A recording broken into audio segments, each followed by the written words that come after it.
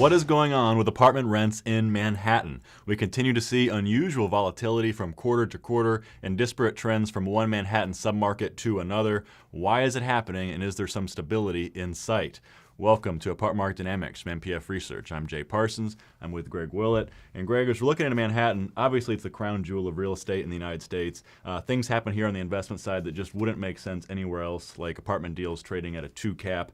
It's a special place. It's always going to be special for real estate. You're always going to have liquidity. You always have some degree of rent growth. At least that's the idea. And certainly that sentiment isn't changing, nor are we suggesting that it should. But some things are happening that are not typical in Manhattan. It's just not behaving as we're all accustomed to. You're right. The numbers really are not what we typically see in Manhattan.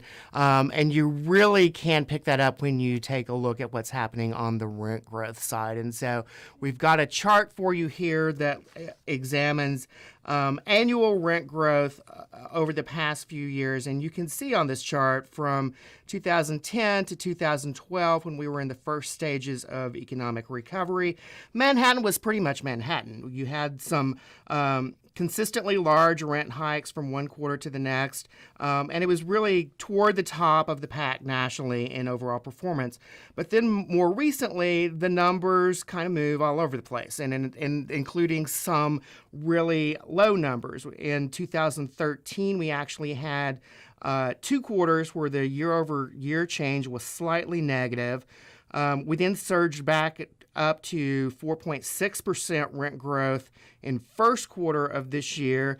Then as we look at the latest number for second quarter, we're down to 0.8% annual growth. Just a lot of volatility that's really unheard of in this market. And just to make it a little more puzzling, let's take a look at the trends by submarket. And we're really seeing some unusual disparities from neighborhood to neighborhood within Manhattan. And so we've divided Manhattan into 4 mega submarkets. You have 2 of these submarkets with negative year-over-year rent change as of Q2. Those are Lower Manhattan and Harlem.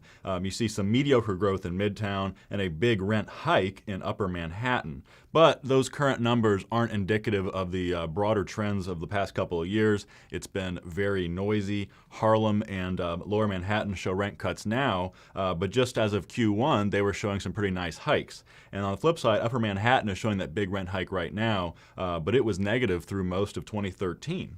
And Jay, it's interesting. I mean, this is occurring at a time frame where we've got some real consistency in the national numbers, and really even looking beyond those national numbers, a lot of markets are exhibiting the same sort of pattern. So again, unusual for the Manhattan numbers.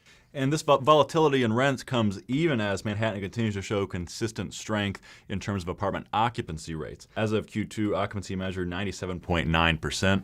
One of the tightest rates nationally, and pretty consistent relative to the trends we've seen here over the past 4 years or so. So Greg, let's get to the big question. Why are we seeing these unusual trends on the rent side? It's interesting if you look at media reports where they talk about what's happening with Manhattan rents, and everyone seems to have a different theory on what's going on, and some of them valid, some of them sort of questionable. So let's explore those. We're going to play Manhattan rent influences, fact or fiction. Let's do it. The first one to examine here is the concept that Wall Street isn't Wall Street anymore. And we have fewer high-paying finance jobs, and that limits your ability to push rents. Fact or fiction, Jay? Well, it is a fact that the finance industry is shedding a lot of jobs. So within New York City's financial activity sector, most of which is obviously in Manhattan, there are about 36,000 fewer finance jobs than there were back in 2007. And what's interesting is that this is not just because of the cuts that occurred during the recession in 2008 and 2009. New York City actually continued to shed finance jobs in much smaller numbers in 2012 and in 2013. Now, it's impossible to measure the exact impact on apartment rents, but it's certainly fair to say that the finance industry helped make the Manhattan apartment sector what it is, the premier rental market in the country. And apartment rents here average $4,148 per month. That's nearly $50,000 per year. Obviously a lot more expensive than anywhere else in the country. And when you start to take away the borough's premier high-paying job, it's certainly going to have some kind of impact. But I don't think that alone explains what's going on here. So, Greg, let me run another theory by you that we hear an awful lot. In fact, the media loves this story. Then it's that some of the areas outside Manhattan, particularly Brooklyn, but also Queens and parts of Jersey, are getting trendier and trendier all the time. So renters are choosing to move out of Manhattan into these outlying areas. Fact or fiction? And you're right. That one really, the media loves that story, and they talk about that one all the time. And I think I'm going to put it in the same category that we did that put the finance job story. It's fact, but doesn't really go all the way to explaining what's going on. And certainly you've got some development activity, particularly in Brooklyn, but now also starting to be seen in Queens and over onto the Jersey waterfront. Some nice product coming in. It's doing well. You're attracting residents. But at the same time, let's go back to those Manhattan occupancy numbers. They're not coming down. So even if you're having some folks move out to the outer boroughs, they're getting replaced with no challenge at all. So again, I don't think that really overall holds down the rent growth pace much. And so let's go from that one to another one here now. And how about home sales? You actually see that one occasionally. What do you think about that?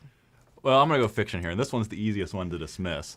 Yes, home sales are up in Manhattan. There was a report that in Q4, home sales were at a 25-year high. But again, this is Manhattan, and we're talking about a very small sliver of apartment renters who could actually afford that down payment. So I think we could dismiss this one in terms of it being a major factor. I know that one does bother me. The media talks about rents are getting so high that the option then is to buy. So you can't afford the rent, but somehow you can magically afford to buy in Manhattan. And I'm not sure that I actually buy that argument. So that's an easy fiction one. So Greg, let's do one more. There's a surge in apartment construction across Manhattan, and that influx of supply, as the theory goes, is creating a more competitive landscape that is leading to this volatility that we've seen in rents. Fact or fiction? All right, I'm going to change the rules here and say that's both fact and fiction. Okay, well, you're the boss. And where it is fact is in select spots, and particularly I would zero in on Midtown Manhattan, where there really is significant construction, much more than you historically have seen there, creating a competitive leasing environment at the top end of the market. You look elsewhere across the metro, and yes, there is construction, and it is more than the historical norm, but it is such a small inventory growth pace that I don't really think that can be explaining what's happening. And again, you've got that volatility in the rent growth numbers all across the Manhattan area, not just in that Midtown Manhattan area. Okay, so Greg, we've run through the four big theories. What's the bottom line? What do you think is driving this volatility, and is it going to change?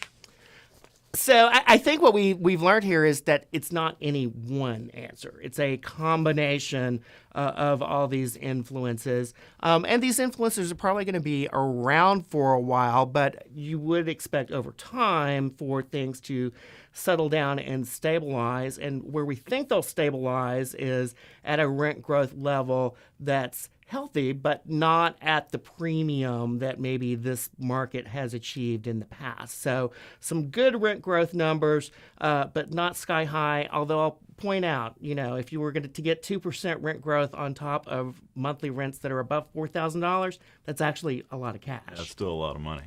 So, Greg, I think it's time to say goodbye, but I hope we provide some perspective for what are some very noisy numbers in Manhattan. So until next time, for Greg Willett, I'm Jay Parsons. Thank you for watching Apartment Market Dynamics from MPF Research.